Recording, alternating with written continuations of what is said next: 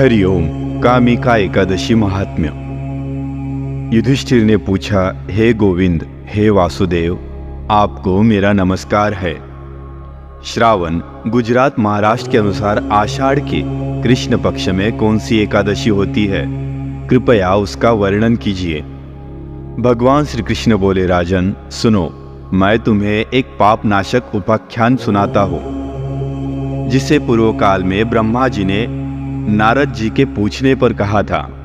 नारद जी ने प्रश्न किया, हे भगवान, हे कमलासन, मैं आपसे यह सुनना चाहता हूँ कि श्रावण के कृष्ण पक्ष में जो एकादशी होती है उसका क्या नाम है, उसके देवता कौन है तथा उससे कौन सा पुण्य होता है?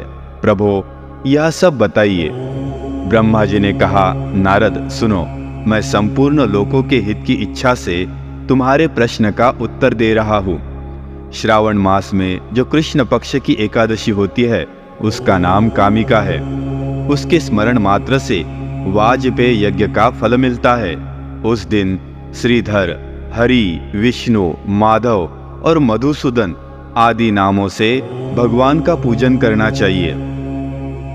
भगवान श्री कृष्ण के पूजन से जो फल मिलता है वह गंगा, काशी, नैमिषारण्य तथा पुष्कर क्षेत्र में भी सुलभ नहीं है। सिंह राशि में बृहस्पति होने पर तथा व्यतिपात और दंड योग में गोदावरी स्नान से जिस फल की प्राप्ति होती है वही फल भगवान श्री कृष्ण के पूजन से भी मिलता है।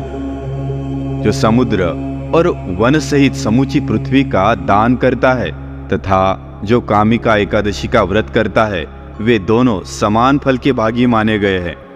जो ब्याई हुई गाय को अन्यान्य सामग्रियों सहित दान करता है, उन मनुष्य को जिस फल की प्राप्ति होती है वही कामिका एकादशी का व्रत करने वाले को मिलता है।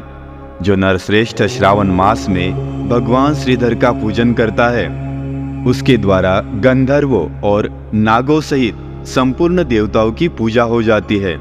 अतः पाप भीरु मनुष्य को यथाशक्ति पूरा प्रयत्न करके कामिका एकादशी के दिन श्री हरि का पूजन करना चाहिए। जो पाप रूपी पंख से भरे हुए संसार समुद्र में डूब रहे हैं, उनका उद्धार करने के लिए कामिका एकादशी का व्रत सबसे उत्तम है। अध्यात्म विधा परायण पुरुषों को जिस फल की प्राप्ति होती है उससे बहुत अधिक फल कामिका एकादशी व्रत का सेवन करने वाले को मिलता है। कामिका एकादशी का व्रत करने वाला मनुष्य रात्रि में जागरण करके न तो कभी भयंकर यमदूत का दर्शन करता है और न कभी दुर्गति में ही पड़ता है। लाल मणि, मोती, वैदुर्य और मूंगे आदि से पूजित होकर भी भगवान विष्णु वैसे संतुष्ट नहीं होते जैसे तुलसी दल से पूजित होने पर होते हैं। जिसने तुलसी दल की मंजरियों से श्री केशव का पूजन कर लिया है, उसके जन्म भर का पाप निश्चय ही नष्ट हो जाता है। या दृष्टा निखिलाग संगशमनी स्पृष्टा वपू पावनी रोगाणामभिवन्दिता निरसिनी सिक्तान्तकत्रासिनी प्रत्यासक्तिविधायिनी भगवतः कृष्णस्य संरोपिता न्यस्ता तच्चरणे विमुक्तिफलदा तस्यै तुलस्यै नमः। जो दर्शन करने पर सारे पाप समुदाय का नाश कर देती है, स्पर्श करने पर शरीर को पवित्र बनाती है, प्रणाम करने पर रोगों का निवारण करती है, जल से सींचने पर यमराज को भी भय पहुंचाती है, आरोपित करने पर भगवान श्री कृष्ण के समीप ले जाती है और भगवान के चरणों में चढ़ाने पर मोक्ष रूपी फल प्रदान करती है। उस तुलसी देवी को नमस्कार है।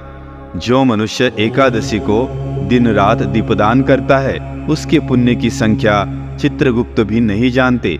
एकादशी के दिन भगवान श्री कृष्ण के सम्मुख जिसका दीपक जलता है, उसके पितर स्वर्ग लोक में स्थित होकर अमृत पान से तृप्त होते हैं। घी या तिल के तेल से भगवान के सामने दीपक जलाकर मनुष्य देह त्याग के पश्चात करोड़ों दीपकों से पूजित हो स्वर्गलोक में जाता है। भगवान श्री कृष्ण कहते हैं, युधिष्ठिर, यह तुम्हारे सामने मैंने कामिका एकादशी की महिमा का वर्णन किया है।